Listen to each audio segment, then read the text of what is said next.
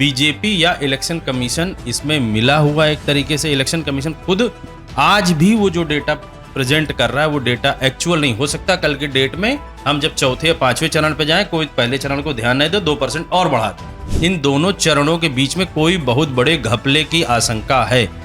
क्यों ये आशंका है? क्योंकि बीजेपी को पता था कि 6% वोट अगर उनके कटते हैं तो 100% साफ है। अभी भी इलेक्शन कमीशन ये नहीं बता रहा है कि कितने वोट पड़े हैं किसी कॉन्स्टिट्यूएंसी में। भैया अगर आप कॉन्स्टिट्यूएंसी में वोट नहीं पता है आपको तो परसेंटेज निकाला कैसे आप? देखिए, मोदी जी का सिर्फ एक एम है कि जो जो कांग्रेस करी है या जो जो हिस्ट्री बनाई है उस हिस्ट्री को कैसे भी एन पेन प्राकेंड किसी भी तरीके से वो एनी हाउ वो उस चीज को चाहते हैं अचीव कर। ये जो विपक्षी दल आज तक बोलते आ रहे हैं वो एकदम सही है। ईडी हो, सीबीआई हो, आईटी हो या आज की डेट में इलेक्शन कमीशन भी इनके लिए ही काम कर रही है और किसी के लिए काम नहीं कर रही। ये इस चीजों से समझ में आता है। 7 चरणों के लोकसभा चुनाव की शुरुआत जो है वो 19 अप्रैल को हुई। उसके बाद दूसरे चरण का चुनाव 26 अप्रैल को हुआ। इसके बाद चुनाव आयोग एक वोटिंग परसेंटेज का आंकड़ा तैयार करता है और वो आंकड़ा निकालता है। इसी बात पर अब सियासत जो है वो काफी गरमाई हुई है। सियासत गरमाई इसलिए है क्योंकि आमतौर पर यह आंकड़ा 24 घंटे के अंदर तैयार कर दिया जाता है, लेकिन इस आंकड़े को तैयार करने के लिए इस बार 11 दिन का समय लगा। पहले चरण से अगर हम बात करें तो पहले चरण से 11 दिन लग गए और दूसरे चरण से 4 दिन लग गए। इसी विषय पर हमारे साथ चर्चा करने के लिए इस वक्त मौजूद है न्यू मीडिया के editor in chief Neeraj Srivastava ji. जैसा कि आमतौर पर इस आंकड़े को तैयार करने के लिए 24 घंटे ही लगते हैं, 11 दिन का समय अब लग गया, क्या लगता है आप? देखिए, इलेक्शन कमीशन को जो आज तक अभी तक की हिस्ट्री है वो 24 घंटे या ज़्यादा से ज़्यादा 1 या 2 दिन के अंदर में सारे आंकड़े बता देती है आम जनता को कितने % वोटिंग हुई। लेकिन इस बार अभी 11 दिन पहले चरण में लग चुके हैं और दूसरे चरण में 4 दिन लग चुके हैं। सोचा जाए तो आज की डेट में पूरा कंट्री डिजिटलाइज हो चुका है। सारे पहले बार इलेक्शन कमीशन है क्या, इसको हमें समझना चाहिए। इलेक्शन कमीशन गवर्नमेंट की या देश की वो संस्था है जो पूरा इलेक्शन कराती। सारे इलेक्शन किस तरीके से कराने हैं, किस समय कौन सा डेटा करना है, किस सीट पे कब इलेक्शन होगा, कितनी फोर्स लगेगी, सब कुछ उनके हाथ में होगा। इतना होने के बाद किस तरीके से डेटा कलेक्ट करना है, ये सारी मशीनरीज उनके हाथ में है। इतनी बड़ी मशीनरी, इतना बड़ा सिस्टम होने के बाद भी अगर आज हम 11 दिन में डेटा देते हैं या 4 दिन में डेटा एक्चुअल देते हैं कितना % वोट पड़ा है, और अभी भी इसमें यह नहीं बताया जा रहा है कितने वोटर थे, सिर्फ परसेंटेज का ही डेटा दिया गया है। एक्चुअल कितने वोटर ने वोट डाला है ये डेटा नहीं दिया गया।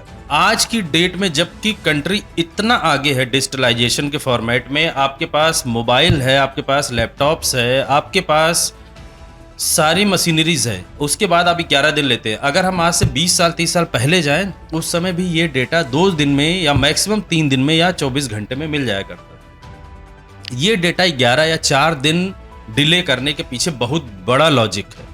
पहले तो मैं आपको बताऊं कि एक इलेक्शन कमिश्नर यूपीएससी का एग्जाम क्लियर करके या आईएएस सीनियर आईएएस होता है, उसके पास जितनी टीम होती उसी कैडर की होती, और इतना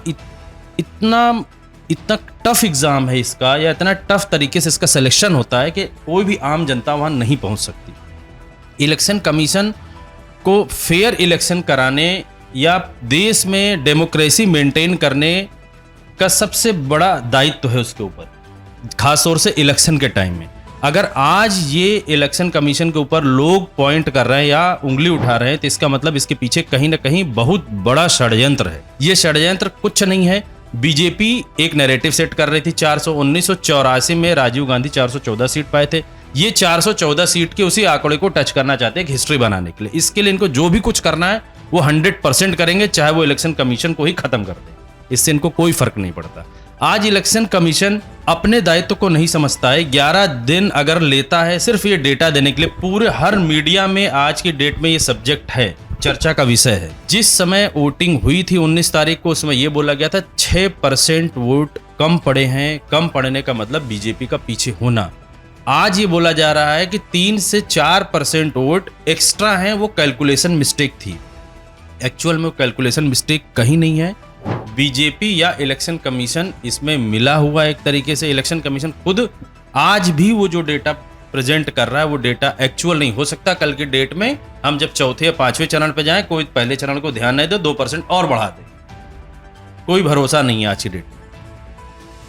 जिस तरह से डेटा अभी सामने आया है, अगर मैं दूसरे फेज की बात करूं तो पहले बोला गया था, जिस वक्त ये फेज खत्म हुआ शाम तक ये डेटा आया था कि 60% हमारी वोटिंग इन टोटल हुई है, लेकिन अब जो इलेक्शन कमीशन का डेटा आया उसमें 66% बताया गया। तो इन 4 दिनों में, क्योंकि अभी दूसरे चरण को मात्र 4 दिन ही हुए हैं, तो इन 4 दिनों में 6% कैसे बढ़ सकता है डेटा? इतनी बढ़ोतरी कैसे हो गई? देखिए, जब पहला चरण का इलेक्शन हुआ था तो उसमें ये बताया गया कि 5 से 6% वोट कम पड़े। बीजेपी इस बात से परेशान थी कि ये 6% वोट इनके जो कम पड़ रहे हैं, इनके लोग बाहर नहीं निकल रहे हैं, या इन लोगों ने ये मान लिया है कि हम इस बार इनको वोट नहीं करेंगे, या लोग इनके विपक्ष में वोट कर 6% वोट बहुत बड़ा वोट फैक्टर है। अगर आपने सी वोटर का अगर सर्वे देखा हो, उसने खुद सी वोटर के संस्थापक ने बात बोली थी कि 3% वोट ऐसे हैं कि अगर इधर से उधर हो जाए, इतनी नेक टू नेक फाइट है, तो 2004 की हिस्ट्री रिपीट हो जाएगी, यानी कि बीजेपी सत्ता से बाहर हो जाएगी। बीजेपी दूसरे चरण के इलेक्शन तक ये वेट करती रही कि देखते हैं क्या टर्नअप होते हैं उनके वोटर या नहीं। जब दूसरे चरण पे भी बीजेपी के वोटर्स टर्नअप नहीं हुए, तब जैसा मुझे समझ में आता है सभी पूरी संस्थाएं बीजेपी के लिए ही काम कर रही हैं। इलेक्शन कमीशन और 19 तारीख से 25 तारीख 5 दिन होते हैं, वहाँ तक का कोई डेटा नहीं भेजता है, लेकिन आप खुद सोचिए 25 तारीख से 30 तारीख के बीच में दूसरे चरण का डेटा दे देता है। अगर इलेक्शन कमीशन 19 तारीख से 19 तारीख के पहले चरण के डेटा को 30 तक दिया था, तो 25 वाले को भी इनको 11 दिन लेना चाहिए था। अगर वो नहीं लिए तो इसका मतलब इन दोनों चरणों के बीच में कोई बहुत बड़े घपले की आशंका है। क्यों ये आशंका है? क्योंकि बीजेपी को पता था कि 6% वोट अगर उनके कटते हैं तो 100% साफ है। पहले चरण से 48 सीटें थी बीजेपी की, दूसरे चरण में 50 सीटें थी, दोनों मिला के 98 सीटें होती। इस वोटिंग पैटर्न को देखते हुए बीजेपी को ये समझ में आ चुका था कि ये 70% अपनी सीट लूज कर रहे हैं।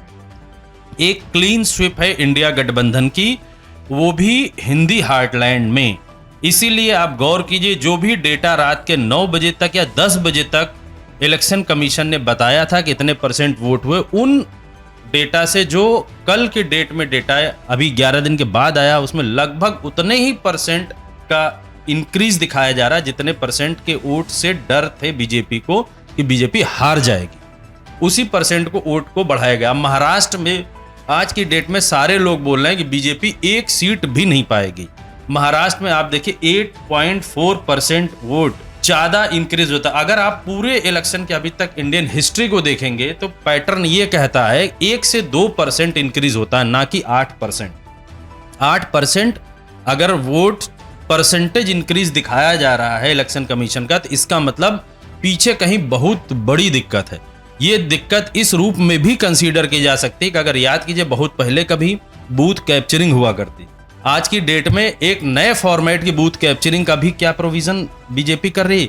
इलेक्टोरल बॉन्ड जैसे एक तरीके का इलेक्टोरल बॉन्ड क्या था, बहुत लोगों ने अपने यूट्यूब चैनल, इवन दो आपके देखिए जो मेन स्ट्रीम मीडिया, उसमें भी दिखाया गया। हमारे सुप्रीम कोर्ट ने बोला कि ये गलत पैटर्न। कुछ लोगों ने यहां तक इस बात को बोला कि ये पैसा वसूली का तरीका है।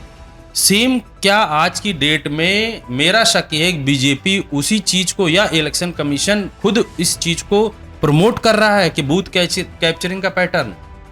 भाई आज आप अपने ही डेटा को हर 2 घंटे पे आप डेटा प्रोवाइड करते। 1 बजे तक का डेटा आपके पास था, 3 बजे तक का डेटा आपके पास था, 5 बजे तक का डेटा था, 7 बजे तक का डेटा था। हम कह रहे 2 घंटे का डेटा डिले होकर 1 घंटे बाद आ जाता, 1 दिन बाद आ जाता, लेकिन 11 दिन क्यों? क्या इसके पीछे इलेक्शन कमीशन कहीं सिर्फ बीजेपी के लिए तो काम नहीं कर रहा है? जबकि इलेक्शन कमीशन की जिम्मेदारी है देश के लिए काम करना, ना कि किसी पर्टिकुलर पार्टी के लिए करना। जो इलेक्शन कमीशन के हेड हैं उनको ये सोचना चाहिए कि उनके ऊपर कितना बड़ा क्वेश्चन रेज हो रहा है। आज जितने यूपीएससी एग्जाम क्लियर करने वाले लोग हैं उनको एडमिन के लिए ही जाना जाता है। आज उनके एडमिन में इतनी बड़ी खोट, उनके पूरे सिस्टम में खोट, आज जो इंजीनियरिंग टेक्नोलॉजी है उसमें इतनी बड़ी खोट, इस चीज को कहाँ वो जस्टिफाई करेंगे? इससे कहीं ना कहीं ये समझ में आता है, बहुत सारे न्यूज एंकर्स खुल के नहीं बोल पा रहे हैं, लेकिन वो सब लोग यही हिंट कर रहे हैं, ये पीछे से कहीं ना कहीं बहुत बड़ा षड्यंत्र है। वो जो 2-3% वोट बीजेपी से हट के बीजेपी एकदम गायब हो रही थी, 2004 की हिस्ट्री वापस आ रही थी, उसको बचाने की तैयारी कर रही। देखिए, जिस तरह से आंकड़े आए हैं, चुनाव आयोग ने भी आंकड़ों को लेकर, अंतर को लेकर सफाई दी है। सफाई में उन्होंने पहला पॉइंट ये रखा है कि जब शाम को, यानी कि 26 अप्रैल दूसरे चरण की शाम को जो आंकड़े दिखाए गए थे कि इतने % वोटिंग हो गई, यानी 60% वोटिंग हो गई है, उस टाइम पे भी सैकड़ों मतदाता केंद्र, मतलब जहां वोटिंग हो रही थी, मतदान केंद्र में थे। इस वजह से वो उनका जो आंकड़ा था वो उस वक्त जोड़ा नहीं गया। अब जब 4 दिन बाद ये उन्होंने बताया तो उसमें वो जुड़ा हुआ आंकड़ा बताया है। क्या उनकी सफाई से आप सहमत हैं? नहीं, बिल्कुल गलत है ये सफाई। तो एकदम बच्चों वाली हरकत। कोई बच्चा एग्जाम देने जाता है, फेल हो जाता, बोला मैंने बहुत बढ़िया लिखा था, लेकिन एग्जामिनर ने उसको काट दिया। ये एकदम वही पैटर्न की बात कर रहे हैं। वो बच्चे वाली बात नहीं है, वो एक ऐसी पोजीशन पे हैं जो देश के सबसे सम्मानित पोजीशन है, जो प्योर डेमोक्रेसी को कंट्रोल करने वाली पोजीशन है। इलेक्शन के टाइम में आप उस जगह बैठे, वहां ऐसा तो है नहीं कोई बंदा रोड से चलते हुए किसी को उठा के बैठा दिया जाता। आप इतने लर्नेड लोग वहां पे जाके बैठते हैं, और आज अगर आप ये बोल रहे हैं कि 10 बजे तक वहां वोटिंग होती है, इस वजह से हम डेटा 11 दिन बाद दे रहे हैं, तो मैं सिर्फ इलेक्शन कमिश्नर से पूछना चाहता हूं, भैया ये तो आपको पहले से भी पता रहा होगा पैटर्न। आपने पहले पॉलिसी क्यों नहीं बनाई कि 10 बजे तक भी हो सकता है, 11 बजे तक भी हो सकता है, 12 बजे तक भी हो सकता है? क्या फौज, अगर फौज सीमा पर है और फौजी बोले कि नहीं जी आज वो बंदूक पाकिस्तानी हमारे ऊपर आक्रमण कर, हम 11 दिन बाद जवाब देंगे, क्या ऐसा संभव? या कोई भी सिस्टम, इंजीनियरिंग करने वाला ग्रेजुएट या प्लेन चलाने वाला पायलट ये बोले कि हम 11 दिन के बाद डिसीजन लेंगे, प्लेन तब तो क्रैश हो जाएगा। लेकिन आप खुद सोचिए 11 दिन में, और पूरे पैटर्न को देखिए, चाहे उत्तर प्रदेश हो, चाहे बिहार हो, चाहे मध्य प्रदेश हो, जिस जगह वोटर बीजेपी को कम वोट डाला है उतना ही % इंक्रीज दिखाया गया, उतना ही %। अगर आप उत्तर प्रदेश को देखिए तो 1 से 1.5% वोट पे ही फैसला हो जाता है, इतना कठिन है। ऐसा मैं क्यों कह रहा हूं? एक कॉन्स्टिट्यूएंसी में अगर मेंबर ऑफ पार्लियामेंट का इलेक्शन होता है, लगभग 10 से 12 लाख वोटर होते हैं, और पिछले बार के चाहे कितनी भी सीटों को आप देख लीजिए, उत्तर प्रदेश में लमसम 25 से 30 हजार सीटों, 25 से 30 हजार वोट पैटर्न पे सीट हार या जीत हो जाती है। 1.5 से 2% अगर आप हटा देते हैं 10 लाख में, तो कम से कम 20,000 वोटर इधर से उधर हो रहे हैं। इसका मतलब है कि 20,000 वोट आपने इधर से उधर एक सीट पे अगर एवरेज आउट कर लें, देखा गया। हो सकता है किसी आपने एवरेज आउट दिखाया, किसी में हो सकता है कि आपने 8-10% बढ़ा हुआ हो, किसी कॉन्स्टिट्यूएंसी में, किसी उस पे, किसी में 7% बढ़ा दिया हो आपने। टोटल सम अभी आपका क्यूमुलेटिव सम 1 से 1.5% आ रहा है। ये एकदम कहीं ना कहीं बीजेपी और इलेक्शन कमीशन आपस में ज्वाइंट वेंचर है, एकदम सीधे शब्दों में। जो पहले विपक्ष उठाता था मुद्दे कि भाई जितने भी इंस्टीट्यूशंस हैं वो बीजेपी के लिए काम कर रहे हैं, इसमें कहीं कोई गलती नहीं। देश के बड़ी से बड़ी संस्था को इस पे संज्ञान लेना चाहिए, इलेक्शन कमीशन को इसको प्रॉपर जवाब देना चाहिए देश का। दूसरा जो उन्होंने रीज़न दिया अंतर आने का, वो लॉजिस्टिक्स का दिया। उन्होंने बोला कि दूर दराज पर्वतीय जंगली इलाकों में भी गांव में बूथ बनाए जाते हैं, उसके बाद ईवीएम सेट के साथ मुख्यालय तक आने में उतना ही समय लगता है जितना वहाँ से वापस ले जाने में लगता है। तो वो जो टाइम है, इस वजह से आंकड़े अपडेट होते रहते हैं। लगता है आपको ये? देखिए, किसी भी दूर दराज में आज भी एक मोदी जी अपना ऐड चलाते हैं, जंगल में कुछ लड़के जाते हैं और उस जंगल में ढूंढते हैं, फिर बोलते हैं अरे यहाँ देखो नेटवर्क आ रहा है, मोदी जी ने 5G दे दिया है। जब उस जंगल में 5G आ रहा है तो मोदी जी या इलेक्शन कमीशन को तो पहले से पता था कि भाई यहाँ पे वोटिंग होनी है। वहाँ पे क्या मोबाइल नहीं है? वहाँ पे क्या CCTV कैमरा नहीं है?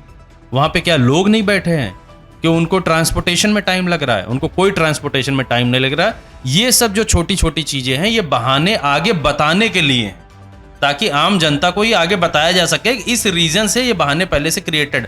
आप तो प्रचार में ये दिखाते हो कि यूक्रेन का युद्ध हमने बंद करा दिया। जब आप यूक्रेन का युद्ध, इतने बड़े आदमी, यूक्रेन का युद्ध आप बंद करा सकते हैं और अपने देश की जनता को वापस ला सकते हैं, एकदम घने जंगल में 5G आप दिखा रहे हो, दे सकते हैं, तो ये कैसे मान लिया जाए कि एक 24 घंटे में ट्रांसपोर्टेशन नहीं होगा, डेटा कम्युनिकेट नहीं होगा? ये तो एकदम ऐसी बात है कि आपने सारी टेक्नोलॉजी ही खत्म कर दी। इसका मतलब हमारे देश में जो डिजिटलाइजेशन का दम भरा जाता है कि पूरी कंट्री डिजिटल हो गई है, सारे लोग टेक्नोलॉजी पे काम कर रहे हैं, तब तो वो तो सारा बेकार है। इसका मतलब कहीं ये सब कुछ नहीं है। ये पैटर्न एकदम सिंपल सा शो करता है जो इतने जितने परसेंट वो लम से 6-7% वोटर जो कि बीजेपी को वोट नहीं कर रहे थे, इनको ये पता था, इस वजह से इन लोगों ने इतने परसेंट वोट बढ़ा दिए। और अभी भी इलेक्शन कमीशन ये नहीं बता रहा है कि कितने वोट पड़े हैं किसी कॉन्स्टिट्यूएंसी में। भैया अगर आप कॉन्स्टिट्यूएंसी में वोट नहीं पता है आपको तो परसेंटेज निकाला कैसे? आप परसेंटेज तो तभी आप निकालेंगे, एक थंब रूल समझिए। 100 रुपए अगर आपके पास है, आपने 50 रुपए खर्च कर दिए तो आप बोलते हैं 50% हमने खर्च कर दिए, 50% हमारे पास सेविंग है।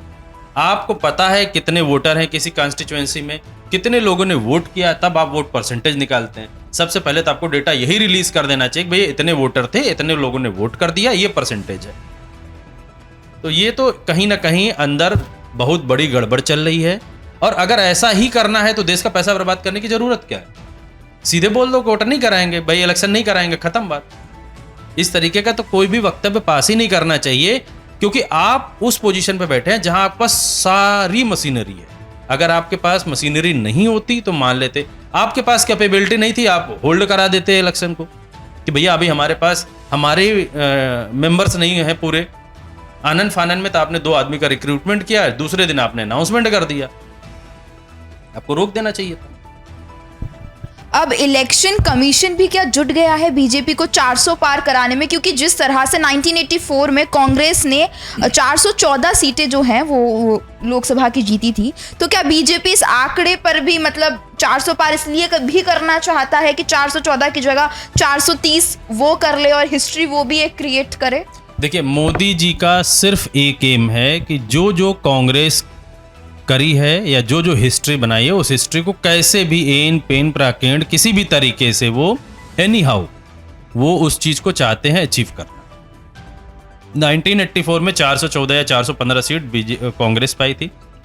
इस बार इन्होंने 400 का नैरेटिव इसीलिए सेट किया।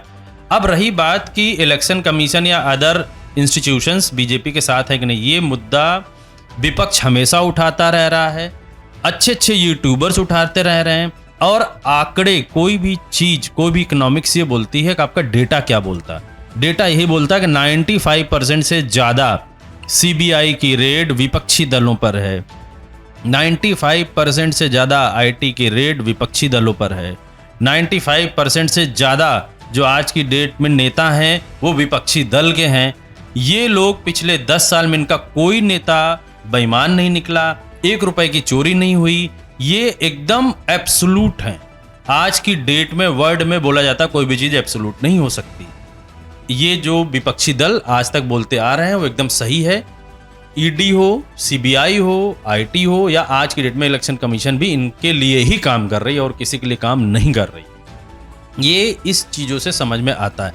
अब रही बात 414 के, वो कांग्रेस के जो कांग्रेस ने हिस्ट्री बनाई, ये एकदम 100% है। वो इसी हिस्ट्री को अचीव करने की कोशिश कर रहे हैं। अगर आपको याद हो तो गुजरात का जो स्टेट इलेक्शन था उसमें कांग्रेस को बहुत ज़्यादा सीटें मिली थी। उसको अचीव करने के लिए मोदी जी ने पूरा एक जाल बिछाया और जितनी सीट कांग्रेस पाई थी उससे ज़्यादा वो पा गए और दिखाने लगे वाह मेरे गुजरात ने बहुत अच्छा कर दिया, जबकि अंदर ऐसा कुछ नहीं। सेम वैसी पैटर्न पे ये 2024 के इलेक्शन को करना चाहते हैं। और इलेक्शन कमीशन को इस बात, इलेक्शन कमीशन हो या सारे लोग उनके साथ इस बार पूर्णतया मिले हुए। विपक्षी दल को सीधे बोलना चाहिए जाके, चाहे सुप्रीम कोर्ट में कहीं भी इस चीज़ को जरूर बोलना चाहिए कि 11-11 दिन अगर डेटा में आएगा क्या हमारी ईवीएम मशीन या जो भी ईवीएम मशीन में पंच है क्या वो सेफ है, उसका प्रूफ क्या। जब ये आज की डेट में कम्युनिकेशन नहीं कर सकते 11 दिन में, तो इसका मतलब जहां भी ईवीएम मशीन है जो भी कुछ है वो प्रूफ या सेफ साइड में नहीं है। खैर, अब इलेक्शन कमीशन भी क्या बीजेपी की 400 पार सीट कराने में जुट गया है? इस पर आप लोगों की क्या राय है? और इलेक्शन कमीशन का ये जो डेटा आया है इस पर आपकी क्या राय है? हमें कमेंट करके जरूर बताएं और जुड़े रहें नियो इंडिया हेडलाइंस के साथ। धन्यवाद।